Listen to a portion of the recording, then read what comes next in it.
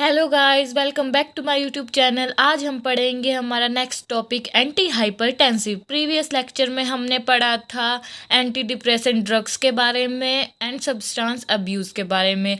आज हमारा टॉपिक है एंटी हाइपरटेंसिव।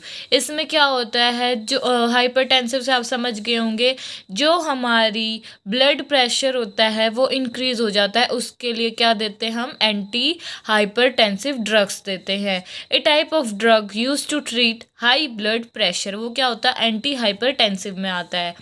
सो एक टर्म है विटामिन बी 1। विटामिन बी 1 क्या फंक्शन करता है, हेल्दी ब्रेन न्यूरॉन ग्रोथ करवाता है हमारी बॉडी के अंदर, ठीक है। If not given to alcohol, और मैंने आपको बताया था जितने भी अल्कोहल अब्यूज़र्स होते हैं उनके अंदर विटामिन बी 1 की डेफिशिएंसी होती है, वो डिक्रीज़ होता है। एंड हमारा क्या करवाता है, जो विटामिन बी 1 की फंक्शन क्या होता है, हेल्दी ब्रेन न्यूरॉन्स को करवाता है, ठीक है। जो हमारे ब्रेन के न्यूरॉन्स होते हैं उनकी ग्रोथ करवाता है, उनको हेल्दी करवाता है। बट अगर अल्कोहल ले रहा है कोई पेशेंट या कोई पर्सन, तो उसमें इसकी डेफिशिएंसी मिलती है, जिसकी वजह से एक डिजीज़ होती है, उसका क्या नाम है, वर्निक कोर्साकॉफ सिंड्रोम। आपने भी अपनी बीएससी में पहले भी पढ़ा होगा इसके बारे में डिटेल में, बट आज मैं आपको सिर्फ एक ये टर्म के बारे में बताऊंगी, ज़्यादा डिटेल में नहीं जा रही। इसमें क्या होता है, हमारा जो क्या हो जाता है, परमानेंट ब्रेन डैमेज हो जाता है। परमानेंट ब्रेन डैमेज हमने किस में पढ़ा था, हमारे प्रीवियस लेक्चर में पढ़ा था। परमानेंट ब्रेन डैमेज हो रहा था हमारा डिमेंशिया साइकोसिस में। सो ये वर्निक कोर्साकॉफ सिंड्रोम किस में आता है, डिमेंशिया साइकोसिस में आता है। इसमें हम क्या करेंगे कि हम एक्नॉलेज करेंगे उसकी परमानेंट मेमोरी लॉस हो रही है, जो ब्रेन का स्ट्रक्चर हो रहा है वो डैमेज हो रहा है, इसलिए वो कुछ भी याद नहीं कर पाएगा, रियलिटी को लर्न नहीं कर पाएगा। इस वजह से हम उसकी जो फीलिंग है उसको एक्नॉलेज करेंगे और उसको हम रीडायरेक्ट करेंगे, उसको हम ट्रुथ नहीं बताएंगे, बिकॉज उसको मेमोरी लॉस हो गया परमानेंट। नेक्स्ट हमारी एक ड्रग है छोटी सी, ये किस लिए देते हैं हम, मैं आपको पहले बताना भूल गई थी, डिलीरियम ट्रेमर में। ये किस में देते हैं हम, क्लोनाडिन ड्रग देते हैं हम, जो डिलीरियम ट्रेमर का पेशेंट होता है, और ये कोई साइड इफ़ेक्ट शो नहीं करती। सिर्फ आपको डिलीरियम ट्रेमर में ये एक ड्रग याद कर लेना, मोर देन इनफ है आपके लिए। नेक्स्ट है हमारी, इसके बाद कुछ थेरेपीज़ आती है, किसके लिए, जो अल्कोहल के पेशेंट होते हैं उनके लिए। इस थेरेपी का नाम है डाइसल्फिरम थेरेपी या हेट थेरेपी या एवर्जन थेरेपी। ओके, अब इसके बारे में हम डिटेल में पढ़ते हैं क्या होती है। डाइसल्फिरम थेरेपी वैसे तो हम अल्कोहल को जो अल्कोहल लेते हैं उनको छुड़वाने के लिए लेते हैं, क्या, डाइसल्फिरम थेरेपी। इसमें क्या होता है, अगर डाइसल्फिरम थेरेपी में ये एक मेडिसिन होती है, इसमें अगर हम इसके साथ हमने अल्कोहल कंज्यूम कर लिया है तो उसमें हमें बहुत वर्स्ट साइड इफ़ेक्ट होते हैं। इसीलिए इस थेरेपी को या इस ड्रग को स्टार्ट करने के लिए हमें पेशेंट कैसा चाहिए, जो खुद की मर्जी से अल्कोहल छोड़ना चाहे, खुद की ऑन विलिंग से। ओके, वरना अगर उसको पता ही नहीं है वो डाइसल्फिरम थेरेपी पे है, डाइसल्फिरम ले रहा है, तो अगर उसने अल्कोहल कंज्यूम कर ली तो उसको क्या आएंगे, वर्स में साइड इफ़ेक्ट आएंगे, जिसमें क्या होगा, उसको सीवियर इलेक्ट्रोलाइट इम्बैलेंस हो जाएगा, इसमें डायरिया हो जाएगा बहुत ज़्यादा, उसको वॉमिटिंग हो जाएगी, जिसकी वजह से हमारी बॉडी लो हो सकती है, लो में जा सकते हो, जिसकी वजह से डेथ भी हो सकती है। ओके, इसका अगर हम डाइसल्फिरम थेरेपी ले रहे हैं और हमने अल्कोहल कंज्यूम करनी है, तो उसमें क्या करना है, हमें इसका 14 डे वॉश आउट पीरियड लेना होता है। मैंने वॉश आउट पीरियड बताया था, जब हम कोई भी ड्रग लेते हैं उसको छोड़ने के बाद अगर हमें उसके एडिशनल में कोई भी अदर ड्रग या फिर कोई भी अदर प्रोडक्ट लेना हो, तो हमें 14 डेज़ या उसका जितना भी वॉश आउट पीरियड होता है उसको लेना होता है। उसके बाद हमें कोई भी अदर ड्रग लेनी होता है, वो क्या होता है, वॉश आउट पीरियड होता है। अगर पेशेंट को अल्कोहल कंज्यूम करनी है तो उसको 14 डेज़ का वॉश आउट पीरियड लेना पड़ेगा। अगर उसने नहीं लिया, डायरेक्टली कंज्यूम कर ली, तो उसको सीरियस इलेक्ट्रोलाइट इम्बैलेंस हो जाएगा। This therapy should be given to those patient या person who have unwilling, और मैंने आपको बताया ही है जो पेशेंट खुद की मर्जी से लेना चाहते हैं ये थेरेपी अपनी जो अल्कोहल है उसको छुड़वाने के लिए, उन्हीं पेशेंट को हम ये थेरेपी देते हैं। अदरवाइज उसको इलेक्ट्रोलाइट इम्बैलेंस हो जाएगा अगर उसने अल्कोहल कंज्यूम कर ली तो।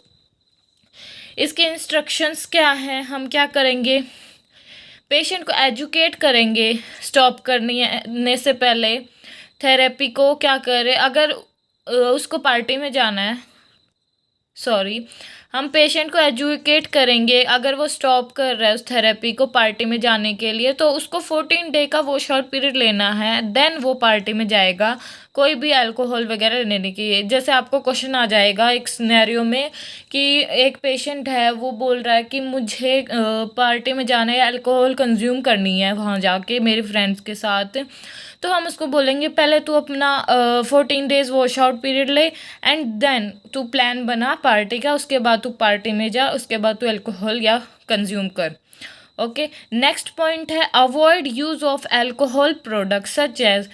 अगर हम ये थेरेपी ले रहे हैं तो हमें ये नहीं है कि सिर्फ अल्कोहल को वो करना अवॉइड करना है, बट जिनमें अल्कोहल प्रेजेंट होता है जैसे कि हैंड सैनिटाइज़र हो गया, बिकॉज ये ड्रग बहुत ज़्यादा सेंसिटिव होती है, या माउथ वॉश हो गया, या कफ सिरप तक भी नहीं ले सकता वो, परफ्यूम नहीं लगा सकता वो, मॉस्किटो रेप्टाइल्स होती हैं जो वो नहीं लगा सकते हम घर में, क्योंकि उनमें भी क्या होता है अल्कोहल होता है। जितने भी प्रोडक्ट्स जिनके पीछे एलेक्सिर्स लगा है वो सारे क्या करना है, अवॉइड करना है, बिकॉज उनके अंदर अल्कोहल होता है।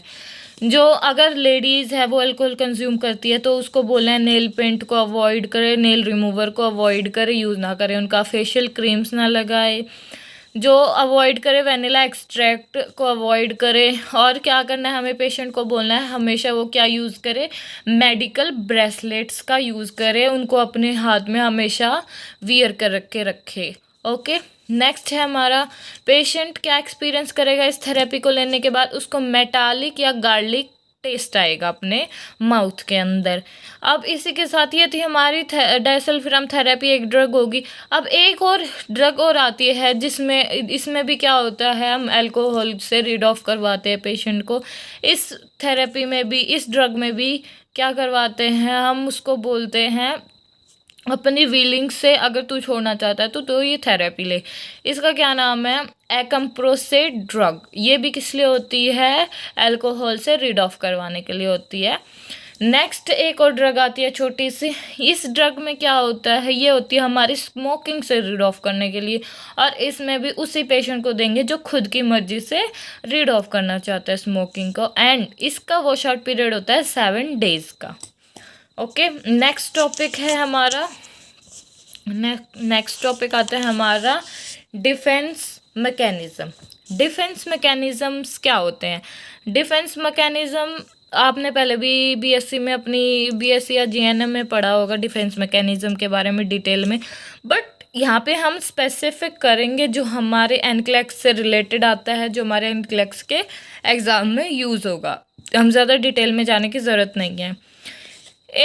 चलो पढ़ते हैं इसकी definition. In psycho analytic therapy theory a defence mechanism is an unconscious psychological operation. ये एक अनकॉन्शियस साइकोलॉजिकल ऑपरेशन होता है। डिफेंस मैकेनिज्म क्या होता है, इसमें अनकॉन्शियसली हमें पता नहीं होता, बट हम इसमें क्या करते हैं, किसी भी एंजाइटी प्रोड्यूसिंग थॉट से क्या करवाते हैं, प्रोटेक्ट करवाते हैं एक पर्सन को। Feeling related to internal conflict, उसके अंदर कोई कॉन्फ्लिक्ट चल रहे हैं उससे रीड ऑफ करवाता है, या आउटर स्ट्रेसर से। एंड जो अल्कोहल पेशेंट होते हैं वो हमेशा डिनाइल मैकेनिज्म का यूज़ करते हैं, कि वो हमेशा यूँ कहते हैं मैंने तो ये किया ही नहीं है, मेरी वजह से तो ये हुआ ही नहीं है। अल्कोहल पेशेंट डिनाइल यूज़ करते हैं। इसके अंदर दो एरो लगा के लिख लो। सबसे फर्स्ट है डिनाइल के अंदर in case of alcohol, in case of next in case of loss. Alcohol के केस में क्या करेगा, क्या करना है हमें, उसको क्या करना है, हमें कॉन्फ्रंट करना है, गिव कॉन्फ्रंट। इसमें क्या करना है, हमें पेशेंट को बताना है about differentiation between what patient is saying और व्हाट पेशेंट इज डूइंग। इसमें हमें पेशेंट को बताना है कि उसने क्या बोला है और उसने क्या किया है। इस कन्फ्रंट करवाना है, उसको सच्चाई के बारे में बताना है। इसमें और इसमें क्या होता है, कॉन्फ्रंटेशन का मतलब आर्ग्यूमेंट नहीं होता, सिर्फ हमें उसको क्या बोलना है, उसको सच्चाई का बताना है ताकि वो रियलाइज़ कर सके अपनी गलती को। ओके, ताकि वो डिनाइल मैकेनिज्म का यूज़ ना कर पाए, वो यूँ ना बोल पाए मैंने तो ये किया ही नहीं है, उसको सच पता हो। बट केस के लॉस में हम डिनाइल का यूज़ वो डिनाइल यूज़ नहीं करता। इसमें हम क्या करते हैं, केस लॉस केस में डू नॉट गिव कॉन्फ्रंट। इसमें हम कॉन्फ्रंट नहीं करते, इसमें हम पेशेंट को टाइम देते हैं कि तू धीरे धीरे एक्सेप्ट कर रियलिटी को एंड उससे कोप अप कर लॉस के केस में। ठीक है, नेक्स्ट है हमारा कन्वर्जन। कन्वर्जन क्या होता है, सिर्फ आप एक छोटी सी डेफिनेशन कर लो, मोर देन इनफ है। Converting anxiety into physical symptoms. Anxiety वो क्या होता है, पेशेंट इतना कन्वर्ट कर देता है अपनी एंजाइटी को कि वो फिजिकल सिम्टम में चेंज हो जाती है, जैसे कि अपने आप को फिजिकली कोई भी हार्म करेगा ये सब, उसमें अपने एंजाइटी को निकाल के अपने आप को शांत करता है। नेक्स्ट है डिपेंडिंग। डिपेंडिंग का मीन्स है वो डिपेंड हो जाएगा किसी भी सब्सटेंस पे, या तो वो फिजिकली डिपेंड हो जाएगा या फिर वो मेंटली डिपेंड हो जाता है। कोडिपेंडेंस में क्या होता है कि पेशेंट के बिहाफ पे उसका फैमिली मेम्बर उसकी हेल्प करेगा, क्लाइंट की हेल्प करेगा। जैसे किसी पेशेंट की वाइफ है, वो उसके बिहाफ पे उसकी जो भी गलती होगी उसके बिहाफ पे उसको बोलेगी सामने वाले पर्सन को कि इसकी गलती नहीं है, इसने ऐसा नहीं किया है। सो ये क्या होता है, कोडिपेंडेंस, कि दूसरे पे डिपेंड होना, depend on family. Anyone who helping the client of substance abuse, जो पेशेंट को सब्सटेंस अब्यूज़ में हेल्प करवाती है, मतलब उसकी गलती पे पर्दा डालती है, वो क्या होता है, codependence. For example, family is being bill for patient, जो फैमिली है वो उसके बिल पे कर रही है, फैमिली क्या कर रही है, बेल करवा रही है क्लाइंट को, कोई उसने क्राइम कर दिया है, फैमिली लाई बोल रही है उसके बिहाफ पे। तो हम इसमें ट्रीटमेंट क्या देंगे, हम ट्रीटमेंट देंगे फैमिली को या फिर उसकी वाइफ को। अगर इमोशनल डैमेज होगा तो उसके लिए आप रेडी हो जाओ, बिकॉज आप इनका साथ दे रहे हो। डिस्प्यूट्स होंगे अगर आपके रिलेशनशिप में, उसके लिए भी आप रेडी रहना। ये एजुकेशन देंगे ताकि वो उसकी हेल्प ना करे, उसको सच बताए। ये होता है उसका ट्रीटमेंट। अब नेक्स्ट टॉपिक आता है हमारा नार्कोलेप्सी। नार्कोलेप्सी क्या होता है, नार्कोलेप्सी का मीन्स होता है इसमें स्लीप की प्रॉब्लम हो जाती है, स्लीप डिसऑर्डर होता है ये। It is a slip disorder, overwhelming of sleep. या तो वो बहुत ज़्यादा सोएगा, डे टाइम पे बहुत ज़्यादा सोएगा या नाइट में बहुत ज़्यादा सोएगा। क्या होता है इसमें, वो रात को तो सोएगा ही सोएगा वो, बट डे टाइम स्लीपिंग भी करेगा वो। ठीक है, नार्कोलेप्सी में इसका ट्रीटमेंट क्या देंगे हम, मोडाफिनिल ड्रग। नार्कोलेप्सी की ड्रग होती है मोडाफिनिल ड्रग। नेक्स्ट है हमारा next topic intermittent explosive disorder. इसमें क्या करता है पेशेंट, उसको सडन बाउट्स आते हैं इम्पल्सिव के, मीन्स कि उसको बहुत ज़्यादा एकदम से गुस्सा आता है, वॉयलेंट बिहेवियर करता है, वर्बल आउटबर्स्ट करता है, बहुत ज़्यादा एंग्री वर्बल आउटबर्स्ट, मतलब कि वो चिल्लाता है बहुत ज़्यादा गुस्से में बात करता है। ये होता है intermittent explosive disorder. The reaction are to extreme for the situation. जो रिएक्शंस होती हैं उसकी कोई भी सिचुएशन के लिए, या तो वो छोटे या बड़ी, उसके लिए बहुत एक्सट्रीम रिएक्ट करता है वो। इसके सिम्टम्स क्या आएंगे, कैसे पता लगेगा, रोड रेज करेगा वो, डोमेस्टिक अब्यूज़ करेगा वो, थ्रोइंग और ब्रेकिंग ऑब्जेक्ट करेगा, या और दूसरे जो भी टेम्पर टेंट्रम होते हैं वो करेगा वो। ठीक है, ये था हमारा क्या, इंटरमिटेंट एक्सप्लोसिव डिसऑर्डर। नेक्स्ट है हमारा इंसोम्निया। इंसोम्निया से आपको पता ही, आपने बीएससी में पढ़ा होगा, लैक ऑफ स्लीप। इसमें क्या हो जाता है, पर्सन को नींद नहीं आती। सो इसका ट्रीटमेंट है, हम क्या देंगे, फर्स्ट ड्रग हमारी ज़ोलपिडाम। क्या देंगे हम उसको, ज़ोलपिडाम। ज़ोलपिडाम का साइड इफ़ेक्ट भी देख लो आप। ज़ोलपिडाम अगर कोई ले रहा है पर्सन, तो वो क्या करेगा, स्लीप वॉकिंग करेगा, मतलब कि आप सोते सोते भी चलोगे। नेक्स्ट ड्रग है ज़ालाप्लोन। उससे नेक्स्ट है इक्सोपिक्लोन। नेक्स्ट है हमारे हर्बल प्रोडक्ट्स आते हैं कुछ जो ट्रीट करते हैं इंसोम्निया को। वो कौन से होते हैं? कावा, हर्बल बोल रहे हैं, नेचुरल कावा, वेलरीन रूट। नेक्स्ट है, अब आता है हमारा एंजाइटी के लिए हर्बल प्रोडक्ट कौन सा है? लेवेंडर। जो क्या करता है आपको सबको पता है, लेवेंडर का काम होता है रिलैक्सेशन कॉज करवाना। ये किसकी होती है? एंजाइटी की हर्बल प्रोडक्ट। नेक्स्ट टॉपिक आता है हमारा लिथियम। लिथियम क्या होती है? एंटीमेनिक ड्रग होती है जो मेनिया के पेशेंट होते हैं उनको दी जाती है। ये use to treat mania but it is not use for depression. ये सिर्फ मेनिया के लिए यूज़ होती है बट डिप्रेशन के लिए नहीं होती। It is a mood stabiliser drug used in bipolar disorder. Bipolar disorder में होती है बट ये मेनिया के लिए होती है, डिप्रेशन के लिए नहीं होती। मूड स्टेबलाइजर ड्रग होती है ये। इसकी थेरेपेटिक रेंज होती है 0.6 से 1.2 मिली इक्विवेलेंट पर लीटर। अगर if it takes over range more than 1.5 milliequivalent per litre, अगर हमने 1.5 से ज़्यादा दे दी पेशेंट को, ओवरडोज हो गई, तो उसको टॉक्सिसिटी हो जाएगी। तो हमारी क्या ड्यूटी है? अगर उसको टॉक्सिसिटी हो गई है तो हमें क्या करना है? सबसे पहले हमारे पास क्वेश्चन आएगा कि एक पेशेंट है वो ले रहा था लिथियम ड्रग। ये क्वेश्चन लिख लेना आप, जो मैं आपको क्वेश्चंस बताती हूँ। वो लिथियम ले रहा था पेशेंट और उसने क्या कर लिया? ओवरडोज कर लिया है उसको। सो हमारी रिस्पॉन्सिबिलिटी एज ए नर्स, हमारी क्या रिस्पॉन्सिबिलिटी होगी पेशेंट के लिए? अगर हमें पता लग गया उसको टॉक्सिसिटी हुई है तो हमें क्या करना है? सबसे पहला स्टेप है हमें होल्ड करना है मेडिसिन को। उसके बाद हमें क्या करना है? कॉल करना है HCP को। Then third step, last step हमारा गिव एंटीडोट देना है। ये हमारे थे टॉक्सिसिटी। ठीक है। नेक्स्ट है कॉन्ट्रा इंडिकेशन। किसको हमें क्या नहीं देनी? लिथियम नहीं देनी। इसमें हाइपोनेट्रीमिया फर्स्ट, हाइपोनेट्रीमिया वाले को नहीं देंगे। सीरम सोडियम कंसंट्रेशन अगर 135 से कम है तो हम उसको नहीं देंगे। डिहाइड्रेशन वाले को नहीं देंगे हम। And think all about the condition who are related to dehydration. Nausea, vomiting, diarrhoea, इनको हम स्टमक फ्लू भी बोलते हैं। अगर ये कंडीशंस आ रही है पेशेंट में लिथियम ड्रग लेने से तो, और अगर लिथियम ड्रग लेने से नहीं, सॉरी, अगर ये कंडीशन है पेशेंट को और उसको मेनिया, तो हम लिथियम नहीं देंगे उसको।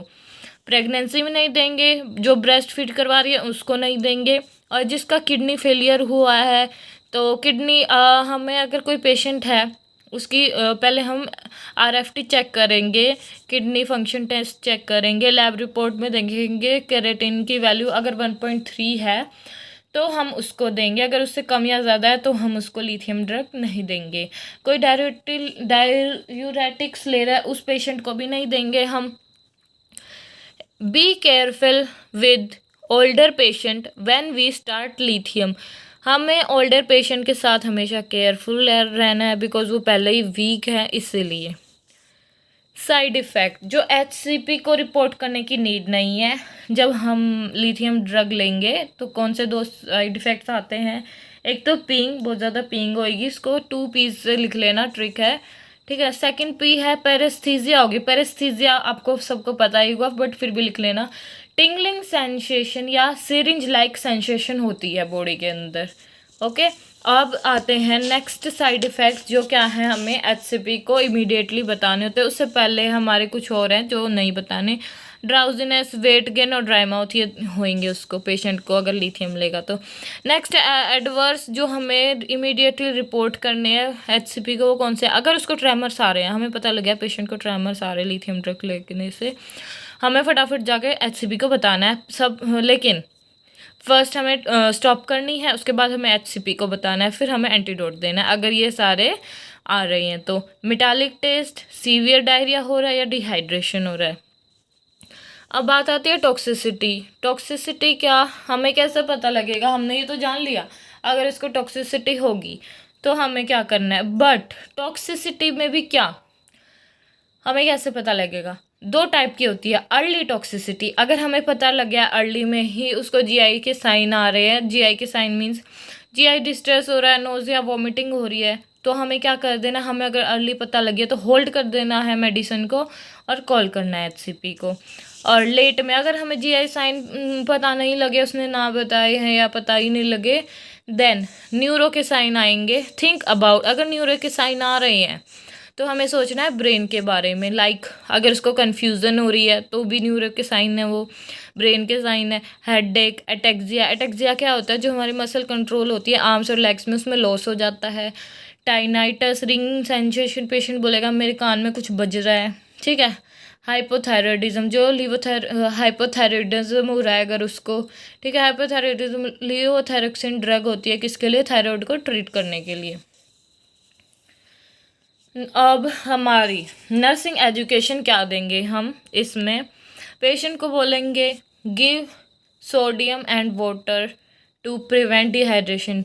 पेशेंट को हम क्या देंगे? सोडियम और वाटर देंगे डिहाइड्रेशन से प्रिवेंट करने के लिए। गिव सॉल्ट टैबलेट्स, हम सॉल्ट टैबलेट्स देंगे पेशेंट को। जिन टैबलेट्स के पीछे विएप्टोल लगता है वो कौन सी होती है? सॉल्ट टैबलेट्स होती हैं। ऑलवेज गिवन विद मील, हमेशा मील के साथ देंगे हम इस टैबलेट को। डू, कोई भी एक्सरसाइज रिकमेंड नहीं करनी है, डू नॉट रिकमेंड एक्सरसाइज जब हम ये ड्रग लेते हैं। कोई विगरस एक्टिविटी नहीं करनी है, आउटडोर एक्टिविटी नहीं करनी है, ठीक है। नो, कोई आउटडोर गेम भी नहीं खेलने हैं, ठीक है। Not given at bed time because it causes insomnia, ये इंसोमनिया कॉज करती है, इसलिए हमें डे टाइम पे देनी है, बेड टाइम पे नहीं देनी है। जितनी भी मेडिसिन के पीछे थायराइड लगता है क्योंकि वो फ्लूइड वॉल्यूम डिक्रीज करवाती है, वो मेडिसिन अवॉइड करनी है इसके साथ। एंड एनक्लेक्स के अकॉर्डिंग, ये पॉइंट वैसे ही लिख लेना आप, जो सन होता है पीक पे होता है कब? 10 AM से 4 PM। एंड इस लाइन का मतलब यहाँ पे क्यों लिखा है मैंने? बिकॉज जो मेनिया के पेशेंट होते हैं वो समर्स में ज़्यादा एक्टिव होते हैं, ठीक है। तो 10 से 4 PM तक वो बहुत ज़्यादा एक्टिव होंगे, ओके। और जो डिप्रेशन के पेशेंट होते हैं वो विंटर्स में बहुत ज़्यादा एक्टिव होते हैं, उनको डिप्रेशन ज़्यादा होता है। ये भी अगर आप लिखना चाहो तो लिख लेना। नेक्स्ट है हमारा एंटी कोलिनर्जिक्स। एंटी कोलिनर्जिक्स क्या होते हैं? ये एंटी कोलिनर्जिक्स हमारी एंटी सिक्रेटरी भी बोल देते हैं इनको, ठीक है। एंटी कोलिनर्जिक इफेक्ट आता है जो मीन्स के जो हमारे सिक्रेशंस होते हैं वो कम हो जाए तो हम क्या देते हैं? एंटी कोलिनर्जिक ड्रग देते हैं। सो उसमें क्या आती है सिक्रेशन को वो करवाने के लिए।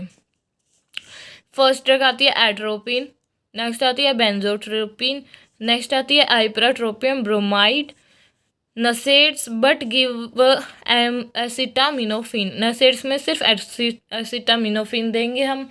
स्कैन जॉन वोल्ट मेडिकेशंस भी एंटीकोलिनर्जिक है और फेंटेनिल भी, ठीक है।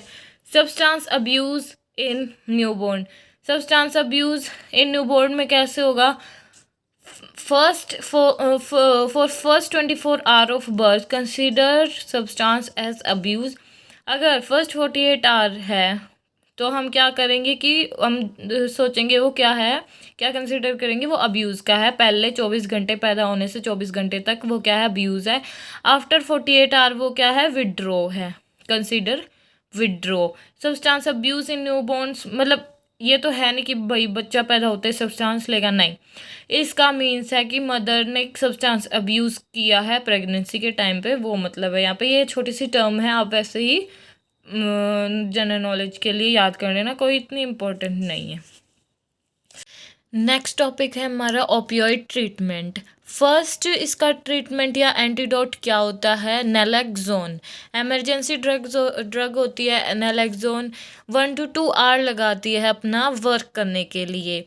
अगर रेस्पिरेटरी रेट फिर भी डिक्रीज़ हो रहा है आफ्टर 2 आवर्स इसको लेने के, तो हमें गैप करके 2 घंटे का दोबारा फिर हमें क्या करनी है? ये एमरजेंसी ड्रग उसको देनी है।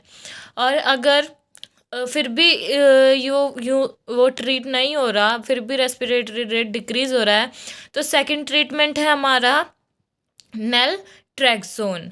नेल्ट्रैक्सोन की हमें एक ही डोज देनी होती है कि after 1 week of opioid use. ठीक है, अगर हम इनको टेपर ऑफ करेंगे, इफ़ टेपर ऑफ इट, तो हमें क्या होगा, शोज सीवियर डिप्रेशन शो होगा हमें फॉर सिस्टमिक डिसेंसिटाइजेशन। मीन्स अगर हमें धीरे धीरे छुड़वाएंगे तो हमें क्या करना है, लो डोज में हमें कोडेन देना है, देन हम इनको धीरे धीरे छुड़वाएंगे। ओके, थैंक यू गाइस आज के लेक्चर के लिए, मेरी वीडियो देखने के लिए thank you so much guys. आप मेरे चैनल को सब्सक्राइब कीजिए ताकि आपको और नोट्स मिले और नॉलेज मिले आपको। Thank you so much. And next lecture में हम बात करेंगे हमारा नेक्स्ट टॉपिक के बारे में, जिसका नाम है एंजाइटी डिसऑर्डर के बारे में बात करेंगे। सो आप एंजाइटी डिसऑर्डर के नोट्स भी रेडी रखना बनाने के लिए। Thank you so much guys.